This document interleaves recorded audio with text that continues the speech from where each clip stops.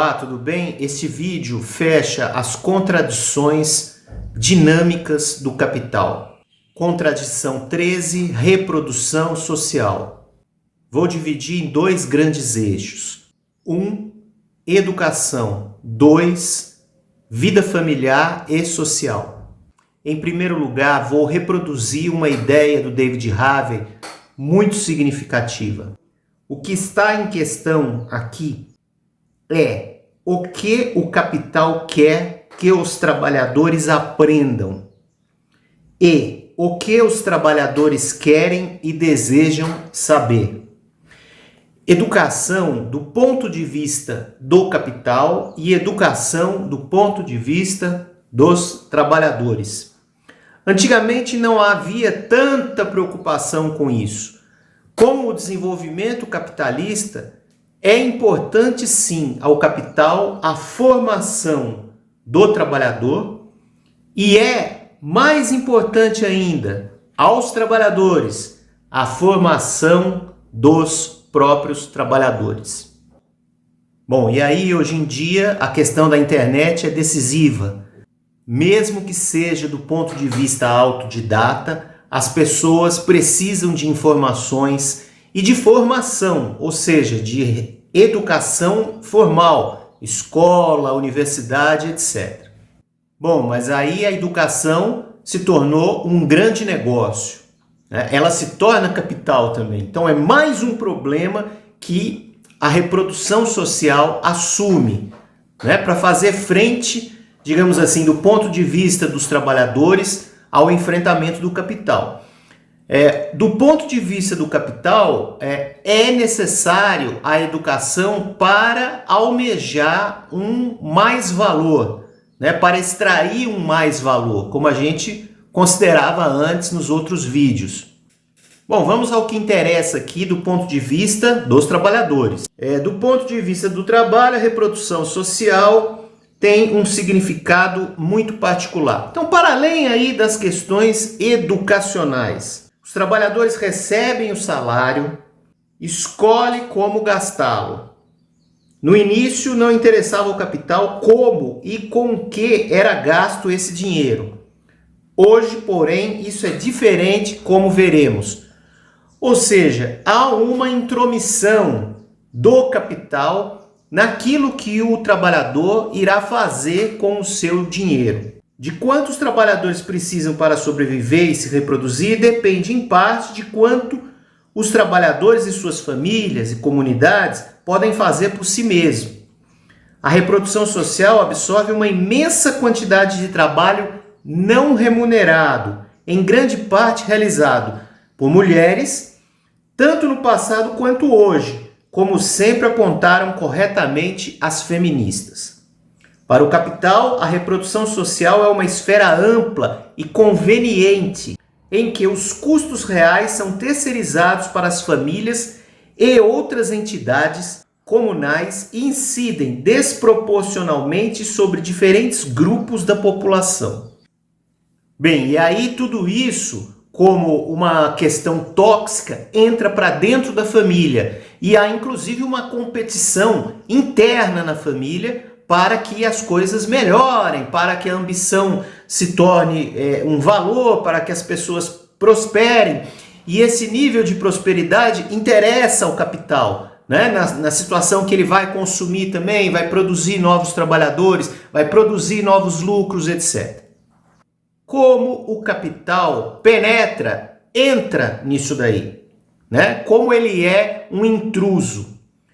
Então Harvey diz o seguinte: a esfera da reprodução social se tornou, em quase todos os lugares, o campo das atividades capitalistas altamente intrusivas.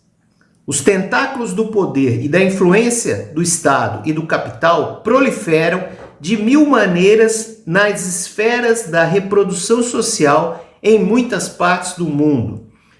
Nem todas essas intervenções são perniciosas.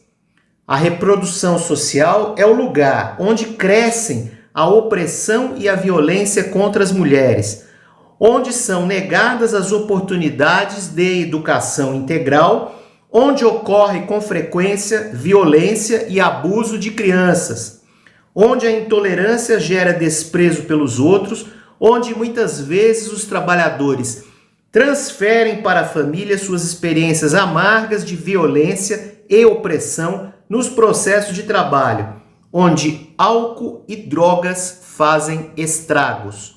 Em muitas dessas situações, obviamente, não há uma responsabilidade direta do capital, já que se trata de uma esfera de reprodução social.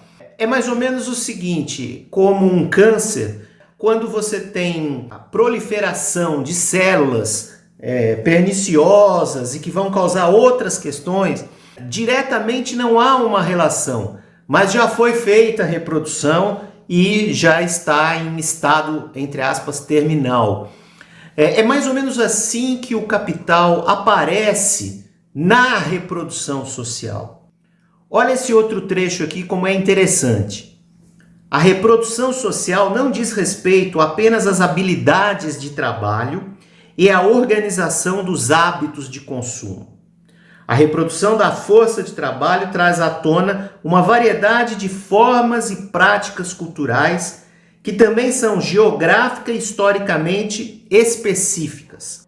Isso inclui todas aquelas associadas ao conhecimento e ao aprendizado, as concepções mentais do mundo, os juízos éticos e estéticos, as relações com a natureza, os valores e costumes morais, bem como o senso de pertencimento que consolidam a lealdade a um lugar, uma região, um país.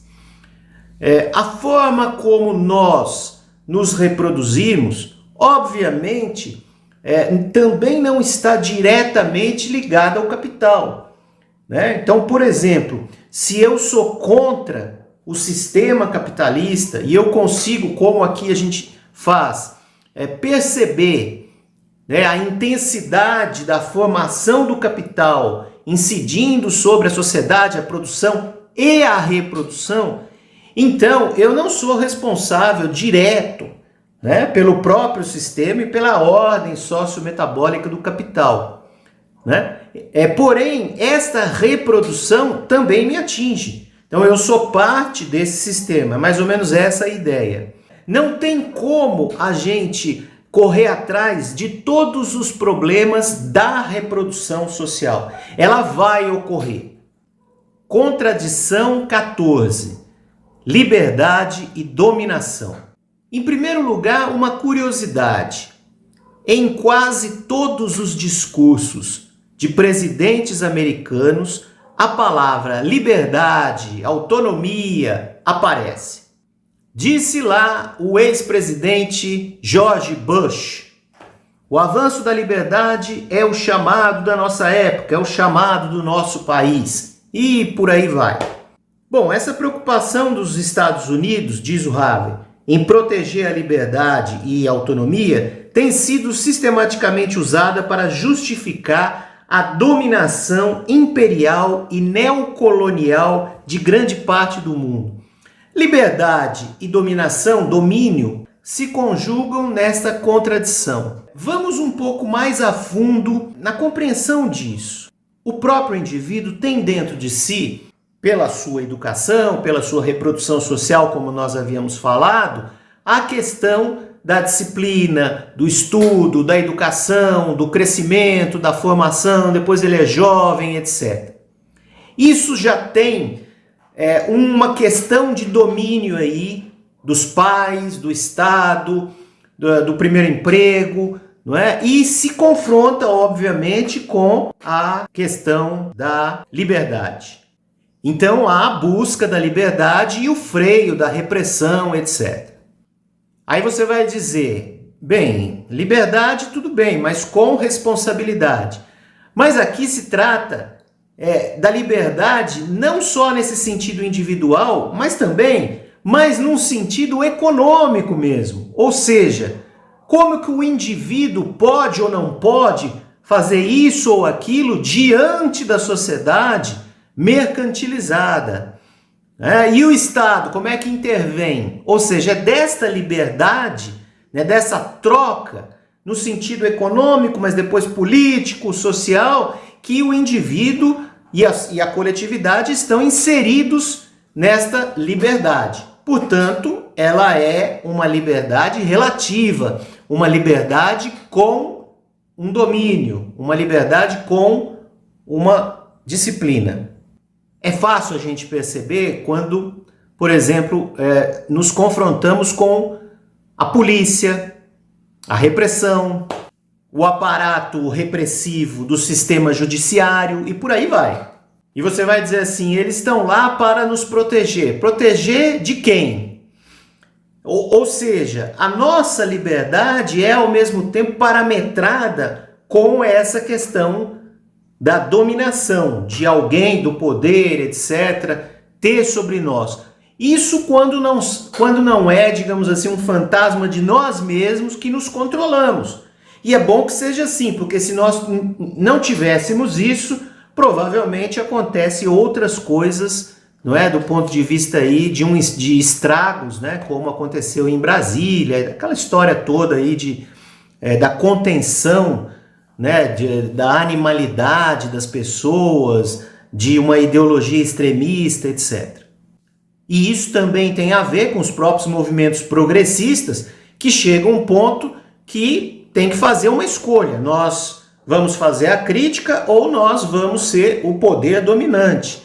Né? Ocorreu com vários partidos de esquerda que tomaram o poder, né? E se você chega lá, agora você é governo, você já não é mais oposição e, portanto, você precisa passar a dominar.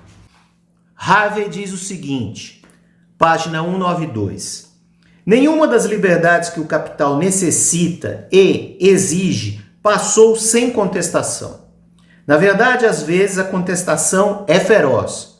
As liberdades do capital residem claramente, como reconheceram muitas pessoas, na falta de liberdade dos outros.